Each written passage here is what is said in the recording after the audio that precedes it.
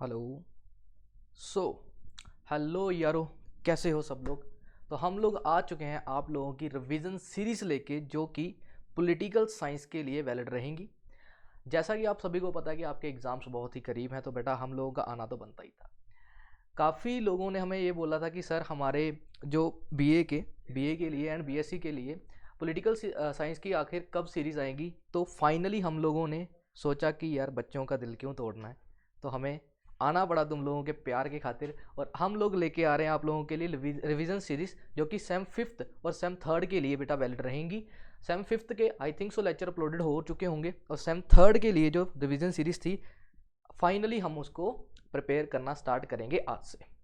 तो गाइस, पहला जो आपका चैप्टर है that is constitution of India, और आपकी बुक, ठीक है, आपकी जो बुक है that is also constitution of India. तो कॉन्स्टिट्यूशन ऑफ इंडिया के रिलेटेड हम लोग ये सारी की सारी रिविजन्स करेंगे। क्वेश्चन वाइज सीरीज रहेगी, आप सभी को पता है, ठीक है, क्वेश्चन वाइज सीरीज रहेगी क्योंकि बिकॉज रिवीजन बैच है बेटा। तो काफ़ी एग्जाम पॉइंट ऑफ व्यू हम लोग देख के चलेंगे।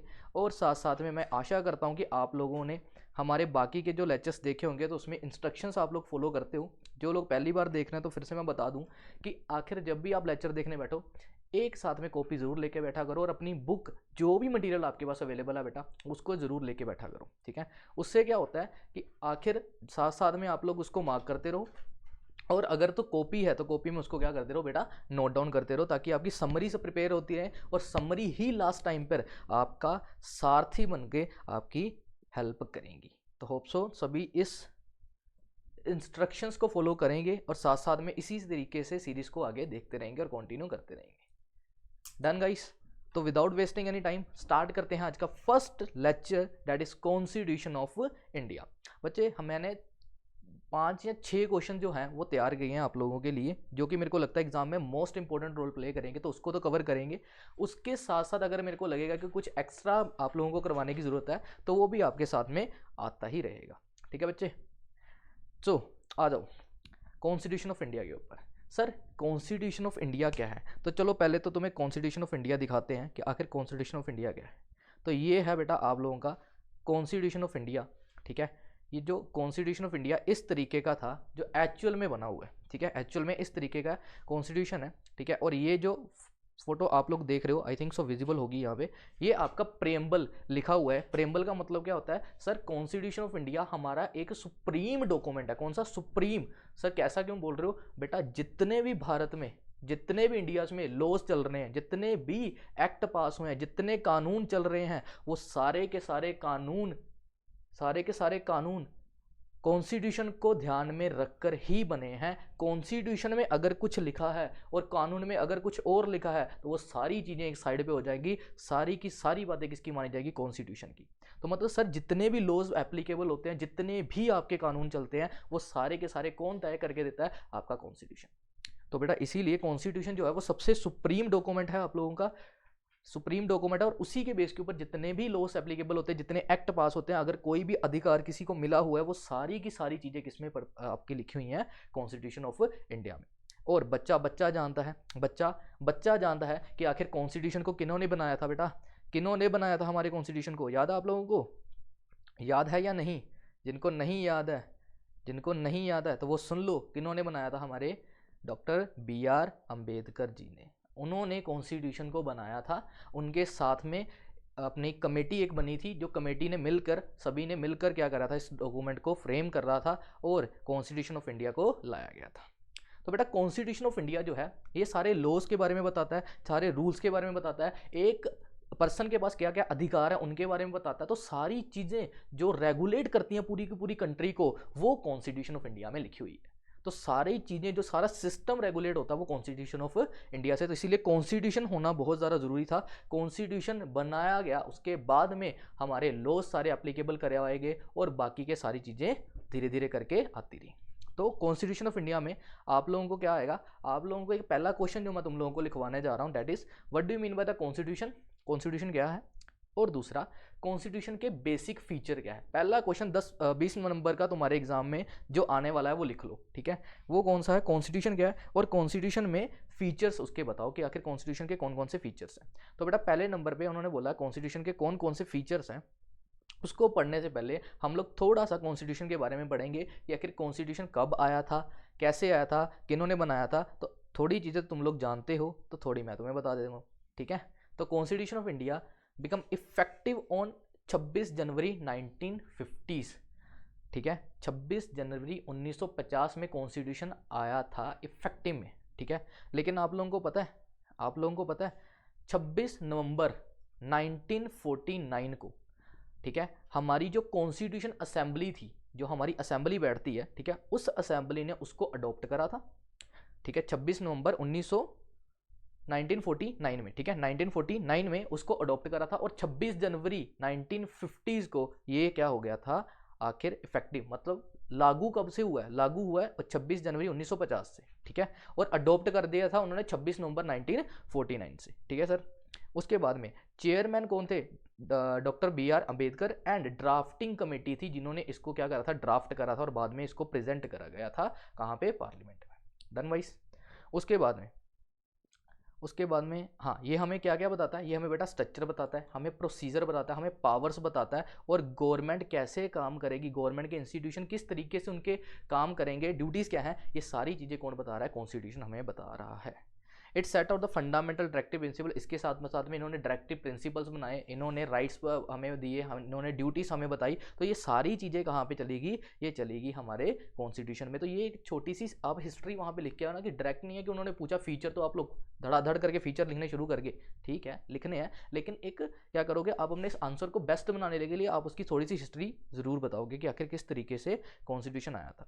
उसके बाद में बेटा प्रेम्बल दिया हुआ है, मैंने अभी प्रेम्बल की आप लोगों को फोटो भी दिखाई यहाँ पे, ये देखो प्रेम्बल इस तरीके का प्रेम्बल है। सर प्रेम्बल क्या होता है, प्रेम्बल का मतलब होता है बेटा जो आपका कॉन्स्टिट्यूशन बना है, जो आपका कॉन्स्टिट्यूशन बना है, उस कॉन्स्टिट्यूशन को बनाने का ऑब्जेक्टिव क्या था, आखिर कॉन्स्टिट्यूशन क्या बोलता है, पूरा का पूरा जो कॉन्स्टिट्यूशन लिखा हुआ है उसकी समराइज्ड फॉर्म में प्रेम्बल होता है। कि प्रेम्बल मुझे पहले से बता देगा कि आखिर अंदर कॉन्स्टिट्यूशन जो पूरा का पूरा कॉन्स्टिट्यूशन बना है उसका बेस क्या है, वो किसके ऊपर डिपेंड रह के पूरा का पूरा कॉन्स्टिट्यूशन लिखा गया है, ठीक है गाइस। तो कॉन्स्टिट्यूशन का प्रेम्बल जो है वो ऑब्जेक्टिव्स को डिक्लेयर करता है, वो ये बताता है कि आखिर कॉन्स्टिट्यूशन क्यों आया था। तो कॉन्स्टिट्यूशन का प्रेम्बल जो है वो क्या बोलता है, वो बोलता है we the people of India, क्या बोलता है, we the people of India having solemnly resolved and constitute the India as secular, democratic, republic, socialist और सोवरेन, ठीक है। तो sovereign, social, secular, democratic and republic to secure all the citizen with the right to justice, liberty, fraternity and justice। Sir क्या हमें ये याद करना है, तो बेटा मैंने तो मल्टीपल टाइम्स रिवीजन करी हुई है तो मेरे को याद है। आप लोगों को अगर याद रहेगा तो अच्छा है, नहीं याद रहेगा तो इसका मतलब समझ लेना कि हम लोगों ने क्या करा है, हम लोगों ने we the people of India, हम लोगों ने क्या करा है, हम लोगों ने मिलकर सोलमली, मतलब हम लोगों ने इकट्ठे मिलकर क्या करा है, कॉन्स्टिट्यूट किया है इंडिया को, इंडिया को बनाया है। और sovereign, social, secular, democratic and Republic इस तरीके से इंडिया को कॉन्स्टिट्यूट किया गया कि सोवरेन है, सोशल है, सेकुलर है, डेमोक्रेटिक एंड रिपब्लिक है, और उसमें सारे सिटीजन्स के पास जस्टिस, लिबर्टी, इक्विटी और फैटर्निटी देने का वादा किया गया। तो इस तरीके से इन्होंने कॉन्स्टिट्यूशन का प्रेम्बल रचा, समझ आ गया। फिर यहाँ पे लिखा हुआ उन्होंने कि 26 डे ऑफ नवंबर, मतलब 26 नवंबर 1949 को ये हमारी कॉन्स्टिट्यूशन असेंबली में क्या करा गया था बेटा, अडॉप्ट करा गया था, और लास्ट में 26 जनवरी 1950 को इसको फाइनली क्या कर दिया था, लागू कर दिया था, came into force. Done guys. तो ये था प्रेम्बल, ठीक है। तो छोटा सा प्रेम्बल था। अब प्रेम्बल हमें क्या बता रहा है कि पूरा कॉन्स्टिट्यूशन इन सारी चीज़ों के मतलब इर्द गिर्द घूमेगा, इन सारी चीज़ों के देख के प्रेम्बल बनाया गया और प्रेम्बल के बेस के ऊपर पूरा कॉन्स्टिट्यूशन हमारा चलता है। डन बेटा।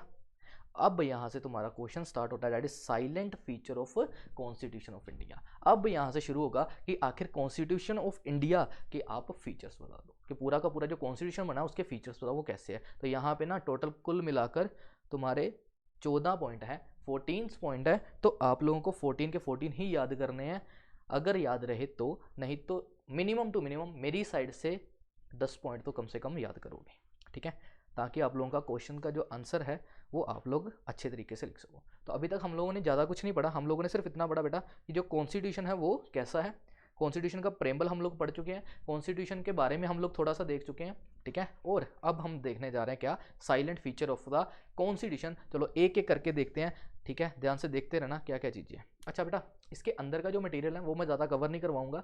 और सेकेंडली बात ये है कि मैं ये जो कवर करवा रहा हूँ इंग्लिश मीडियम से कवर करवा रहा हूँ।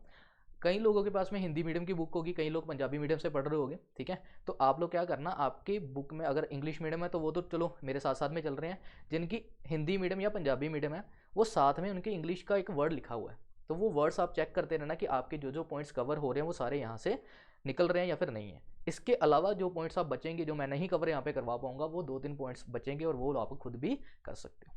डन बेटा। तो आपको थोड़ी सी दिक्कत लेनी है बाकी लोगों को, वो ये कि आप लोगों को जब पॉइंट दिखेगा तो आप ये चेक कर लेना कि आपका वो हिंदी में या पंजाबी में क्या मतलब निकल के आ रहा है। तो मैं इस तरीके से कवर करवाने की कोशिश करूंगा यहाँ पे। तो एक एक करके हम लोग पॉइंट खींचेंगे, देखते हैं क्या क्या है।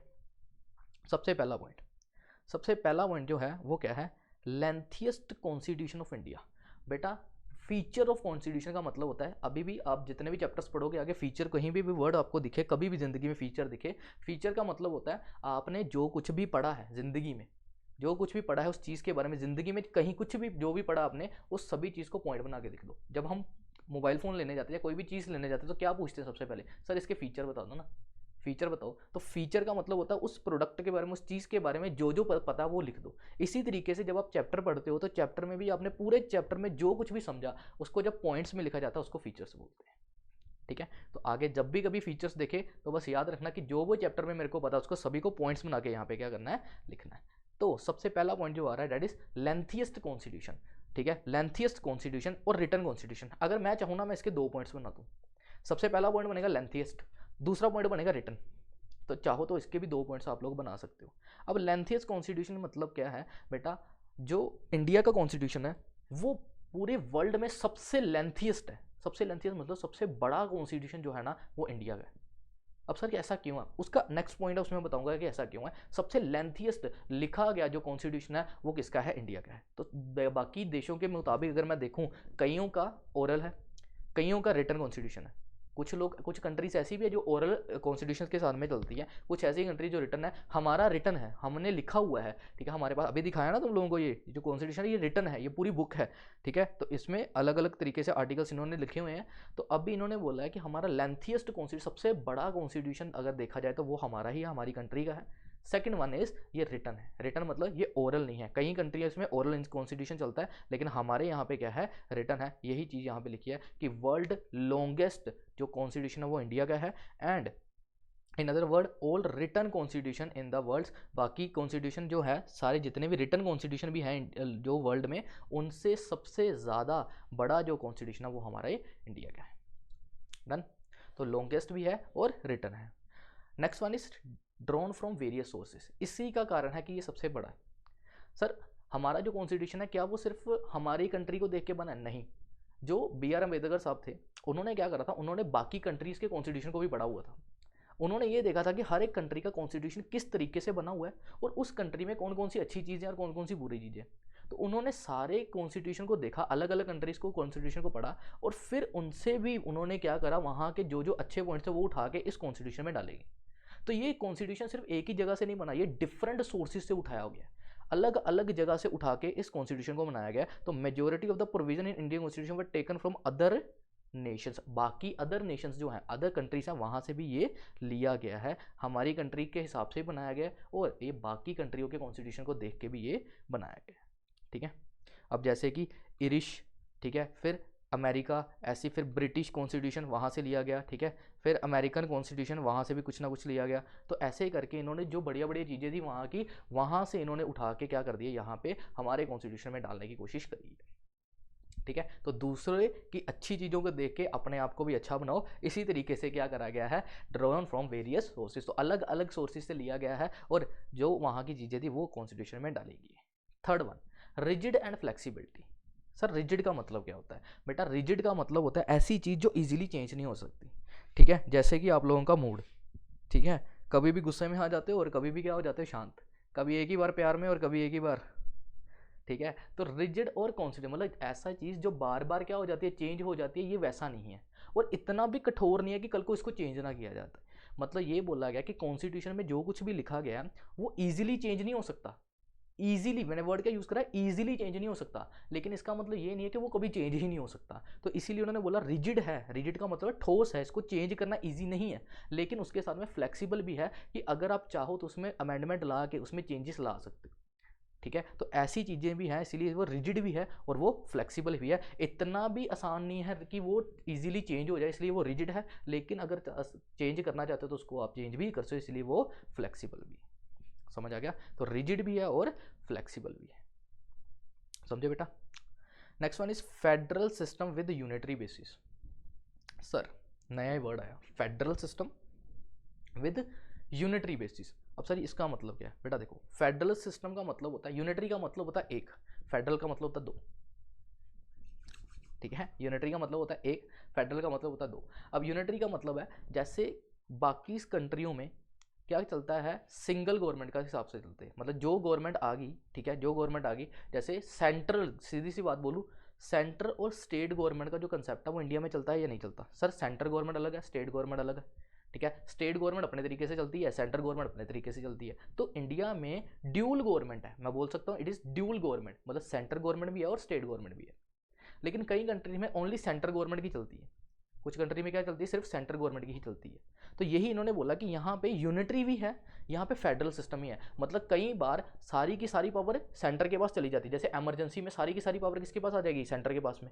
लेकिन जब इमरजेंसी की सिचुएशन नहीं है तब बाकी की पावर किसको मांटेगी, स्टेट को। तो यहाँ पे फेडरल सिस्टम भी है, मतलब अलग अलग, मतलब ड्यूल सिस्टम भी है, और साथ में यूनिटरी फीचर्स भी इसमें दिए गए हैं। तो यहाँ पे यही लिखा है, the government is establish Indian constitution, ठीक है, फेडरल स्ट्रक्चर दिया गया। कौन सा स्ट्रक्चर है बेटा? फेडरल स्ट्रक्चर है, जहाँ पे हर करेक्टरिस्टिक्स प्रेजेंट है, इंक्लूडिंग टू गवर्नमेंट्स, दो गवर्नमेंट्स जहाँ पे प्रेजेंट है। और पावर को क्या करा गया बेटा, यहाँ पे डिवाइड करा गया, पावर को क्या करा गया, डिवाइड करा गया। और हमारा कॉन्स्टिट्यूशन रिटर्न में ये हमने पहले से पढ़ लिया हुआ, ठीक है। तो फेडरल भी है और यूनिटरी फीचर्स भी इसमें इन्वॉल्व हुए हैं। फिर आता है बेटा रूल ऑफ लॉ, ठीक है, rule of law. Rule of law का मतलब है कि यहाँ पे किसी भी पर्सन की नहीं चलेगी, यहाँ पे चलेगी तो कानून की चलेगी। क्या बोला मैंने? यहाँ पे किसी पर्सन की नहीं चलेगी, यहाँ चलेगी तो जो कानून बना हुआ, कानून के अकॉर्डिंगली जो लिखा हुआ है उसी के हिसाब से चलेगी। अब देखो ना, क्या कहती है, पार्टीज चेंज होती रहती है, पार्टीज चेंज होती रहती है, ठीक है ना। आज कोई गवर्नमेंट है तो बाद में कोई गवर्नमेंट आ जाएगी, लेकिन जो रूल बना हुआ है वो सभी के लिए बना हुआ है। तो वो रूल जो रहता है वो क्या रहेगा, कॉन्स्टेंट रहेगा। और जितना भी कंट्री में जो भी कुछ होगा वो अकॉर्डिंग टू द लॉ होगा। मतलब ये नहीं है कि कल को आके कोई बोल दे कि कल को आके कोई बोल दे कि तुम लोगों का बाहर निकलना बंद, सब घर पे बैठो, ठीक है। तो ऐसा कुछ नहीं है। क्यों? क्योंकि ये हमें कॉन्स्टिट्यूशन में लिख के दिया हुआ है। कॉन्स्टिट्यूशन में लिखा हुआ है कि मेरे पास ये राइट है कि मैं कहीं भी घूम सकता हूँ।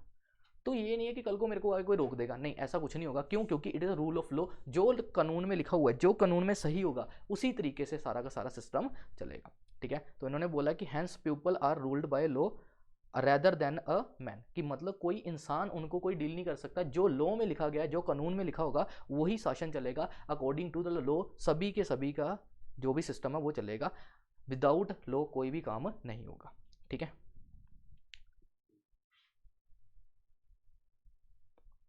चलो, उसके बाद में आता है integrated and independent judiciary. Sir judiciary क्या होती है? जुडिशरी का मतलब होता है बेटा कोर्ट, जहाँ पे तुम्हारा डिसीजन दिया जाता है, जहाँ पे तुम्हारे लिए जस्टिस किया जाता है, दैट इज जुडिशरी। जुडिशरी जो आप लोग कोर्ट्स देखते हो ना, दैट इज। तो यहाँ पे इंटीग्रेटेड है और जुडिशरी जो है वो इंडिपेंडेंट है। सर इन दोनों का मतलब अलग अलग है, बिल्कुल। देखो, इंटीग्रेटेड का मतलब क्या लिखा हुआ है यहाँ पे, हाई कोर्ट्स भी हैं और सुप्रीम कोर्ट्स भी हैं, सुपीरियर कोर्ट्स भी हैं, फिर सुप्रीम कोर्ट है। District courts and other lower courts fall within the high court and hierarchy of the subordinate courts. The highest court of appeal is basic the right of rebutts and constitution of the supreme court affairs it. अब यहाँ पे क्या दिया हुआ है सुनो, एक hierarchy है। सर हायरार्की कैसे है? सबसे पहले आप लोग जाते हो, कभी भी जाना हो ना, जब किसी के खिलाफ केस करना हो तो हम लोग सबसे पहले जाते हैं डिस्ट्रिक्ट कोर्ट। डिस्ट्रिक्ट कोर्ट में हमें नहीं अच्छा लगा तो फिर हम लोग कहाँ पे जाते हैं, हाई कोर्ट, ठीक है। फिर हाई कोर्ट से अगर हमें अच्छा नहीं लगा तो हम लोग कहाँ पे जाएंगे, सुप्रीम कोर्ट। तो ये हायरार्की है। क्या है हायरार्की? मतलब एक स्टेप बाय स्टेप प्रोसीजर होता है, पहले डिस्ट्रिक्ट कोर्ट, फिर हाई कोर्ट, फिर सुप्रीम कोर्ट। तो इस तरीके से अलग अलग अलग क्या बनाया गया, आपकी जुडिशरी बनाई गया। इट इज़ इंटीग्रेटेड जुडिशरी, ठीक है। अब उन्होंने बोला कि ये इंडिपेंडेंट है। सर इंडिपेंडेंट का मतलब क्या है कि बेटा मेरे ऊपर किसी की नहीं चलेगी, दैट इज इंडिपेंडेंट। मैं अपने आप से जो भी डिसीजन लूँगा वो अपने तरीके से लूँगा, मेरे ऊपर कोई भी बंदा प्रेशर नहीं डालेगा, ना मेरे को कोई बंदा क्या करेगा, मेरे को कोई पर्सन ना ही मेरे को क्या करता है प्रेशर डाल सकता है, ना ही मेरे को कोई बोल सकता है कि तू ये डिसीजन दे।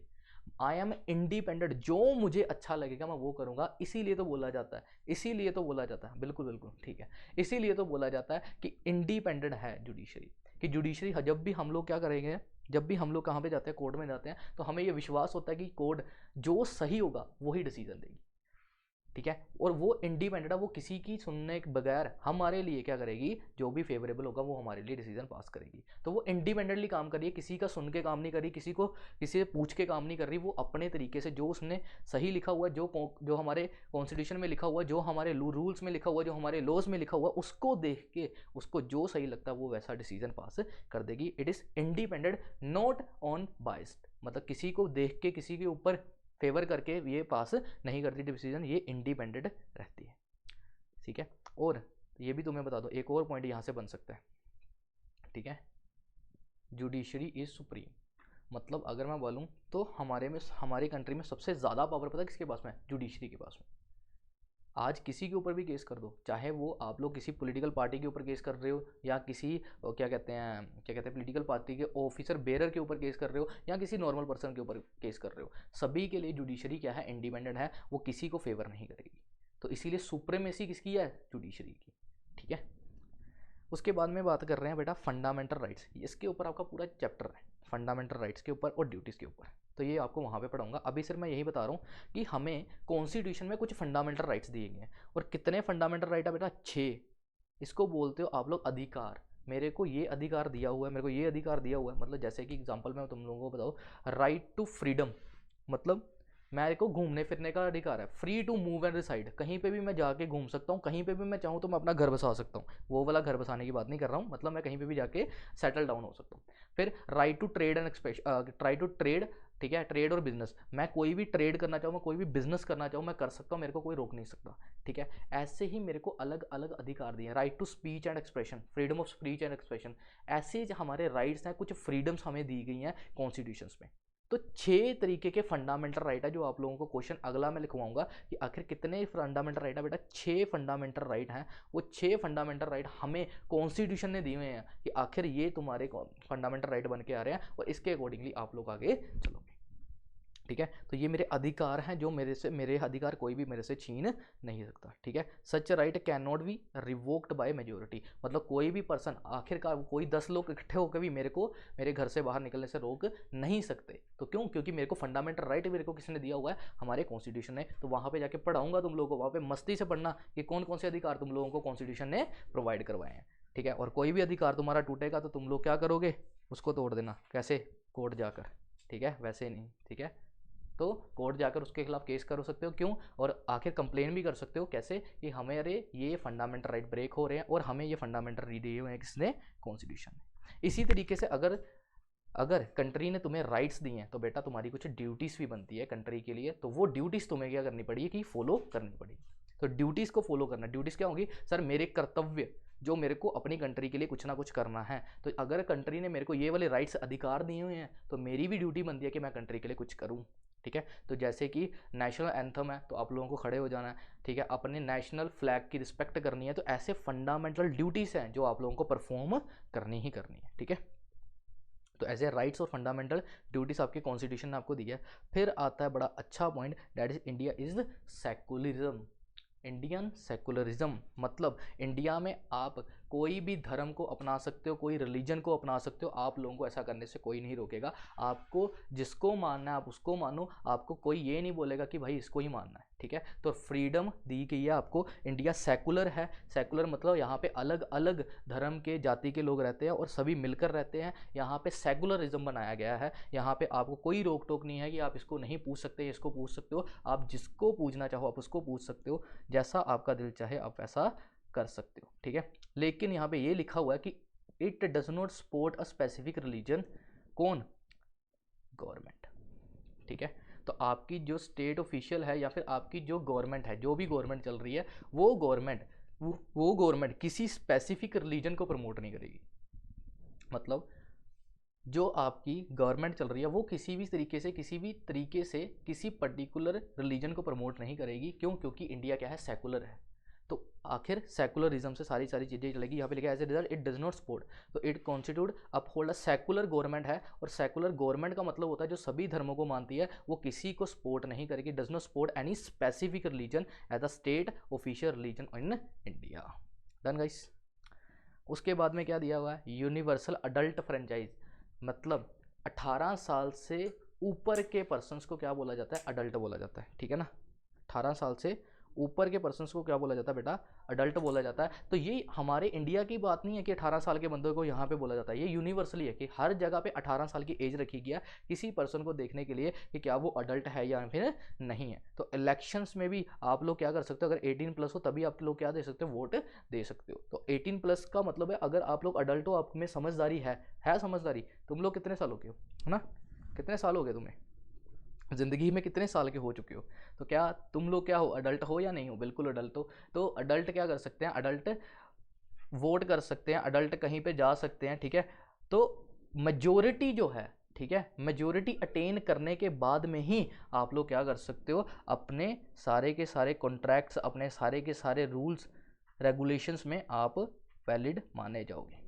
ठीक है, तो अडल्ट फ्रेंचाइजी है, ये यूनिवर्सली एक्सेप्टेड है। ठीक है, फिर आता है single citizenship. Sir single citizenship, जैसे यूएसए की बात करते हैं तो यूएसए में क्या होता है, आपको ड्यूल क्या करनी पड़ती है, सिटीजनशिप लेनी पड़ती है। मतलब पहले तो एक कंट्री की सिटीजनशिप आएगी, फिर जहाँ पे आप लोग रह रहे हो वहाँ की सिटीजनशिप अलग लेनी पड़ेगी। लेकिन इंडिया में अगर आप रह रहे हो तो आपको एक ही सिटीजनशिप मिलती है, डैट इज इंडियन, कि हम लोग क्या हैं, भारतीय। ठीक है, हम लोग कौन हैं, भारतीय हैं। ठीक है, तो इंडियन आपको कहा जाता है। आपको जहाँ पे आप जिस स्टेट में रह रहे हो आपको उसकी सिटीजनशिप अलग से नहीं लेनी पड़ती, आपको सिंगल सिटीजनशिप मिलती है। जैसे यूएसए में है, यूएसए में आपको क्या लेनी पड़ती है, वहाँ पे ड्यूल सिटीजनशिप लेनी पड़ती है, लेकिन इंडिया में आपकी सिंगल सिटीजनशिप से ही काम हो जाता है। फिर हमारी इंडिपेंडेंट बॉडीज़ है। इंडिपेंडेंट बॉडीज़ का मतलब क्या होता है बेटा, गवर्नमेंट ने अलग अलग बॉडीज़ इस्टेब्लिश करी हैं, जैसे executive body, judicial bodies. Sir ये कौन सी होती हैं, लेजिस्लेटिव बॉडी। लेजिस्लेटिव का मतलब जो बॉडी लॉ बनाती है, कानून बनाती है। एग्जीक्यूटिव बॉडी जो कानून बना है उस कानून को वो एग्जीक्यूट करवाएगी, वो उस कानून को आगे क्या करवाएगी, एग्जीक्यूट करवाएगी। मतलब उस कानून का क्या कहते हैं, दायरा बढ़ाएगी। ठीक है, और देखेगी कि जो कानून बना क्या वो सही तरीके से फॉलो हो रहा है या फिर नहीं हो रहा। और जुडिशरी जैसे हम लोगों ने बोला कि जहाँ पे सभी का क्या होता है, न्याय होता है। तो वो 3 तरीके की आप लोगों ने क्या बनाई है, बॉडीज। और इसके अलावा भी अलग गवर्नमेंट ने क्या बनाई है, बॉडीज बनाई है, और सारी इंडिपेंडेंट है। इंडिपेंडेंट मतलब अपने तरीके से काम करती है, उनको कोई भी प्रेशराइज नहीं करा जाता।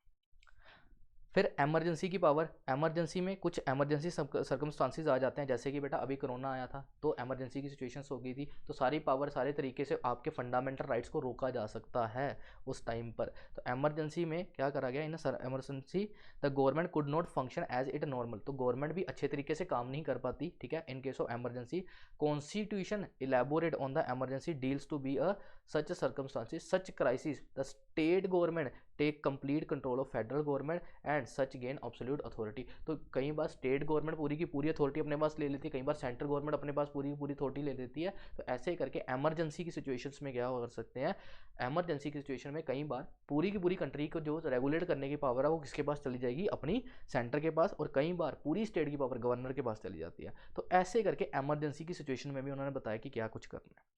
And the last one is tyre 3 tyre government. Sir 3 tyre government, हमने जो ड्यूल सुना था, बिल्कुल बेटा आपने बिल्कुल सही सुना था, हमारी ड्यूल टायर गवर्नमेंट है, मतलब स्टेट गवर्नमेंट है और हमारी सेंट्रल गवर्नमेंट है। इसके अलावा सेंटर और स्टेट में, ठीक है, इसके अलावा गवर्नमेंट ने बाद में 3rd लेवल भी इस्टेब्लिश करा था। अब ये कौन सा था, जो पहले एब्सेंट था।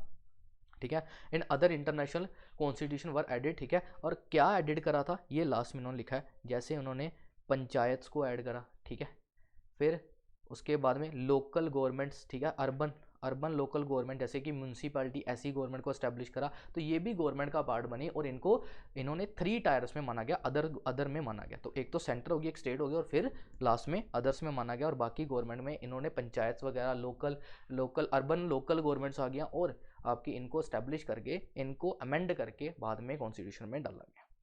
तो ये सारे पॉइंट्स थे जो आपको एग्जाम में लिख के आने हैं कि what are the constitution features. ठीक है, what are the features of constitution, constitutional features कौन कौन से हैं, तो ये आप लोगों को लिख कर आना है। डन है गाइस, तो आज का फर्स्ट सेशन जो था 20 नंबर के लिए मैं कहता हूँ यहाँ पे समाप्त होता है। आप लोगों को ये अच्छे तरीके से करना है। अच्छा, मैंने आगे के जो लेक्चर्स सोचे हैं वो कई सारे मैं आपको आपकी बुक से ही करवाऊँगा, लेकिन कुछ ऐसे लेक्चर्स होंगे जिसमें बढ़िया जो पॉइंट्स हैं, ठीक है, वो मैं आपको अलग अलग जगह से ढूंढ के लाया हूँ आप लोगों के लिए, ताकि एक तो आसान पॉइंट्स आप लोगों को याद रहेंगे, दूसरा दूसरा ये कि जो मेरे को लगता है कि एग्जाम में मोस्ट इंपॉर्टेंट रोल प्ले करेंगे उनके लिए मैं आपको नोट्स यहाँ से देता रहूँगा। और ये नोट्स कैसे मिलेंगे आप लोगों को, वीडियो की डिस्क्रिप्शन में जाओ, वहाँ पे एक ड्राइव लिंक मिलेगा बेटा, उस ड्राइव लिंक में जाकर अपना सेमेस्टर, जो भी आपका सेमेस्टर है वो वहाँ पे सर्च करना और आपको ईजिली वहाँ पे मिल जाएगा ये सारे के सारे रिसोर्सेज। तो जितने भी रिसोर्सेज यूज़ करेंगे वहीं पे आप लोगों को मिलेंगे, और जितना हो सके उतना इसको शेयर करना ताकि बाकियों की भी हेल्प हो सके बेटा। और अगर मेहनत अच्छी लगे और समझ आया हो और लगा हो यूज़फुल है तो लाइक करो, सब्सक्राइब करो, शेयर जितना हो सके उतना करो ताकि बाकियों की भी हेल्प हो सके। तो मिलते हैं आप लोगों को नेक्स्ट लेक्चर में, तब तक के लिए पढ़ते रहो, आगे बढ़ते रहो और याद करते रहो।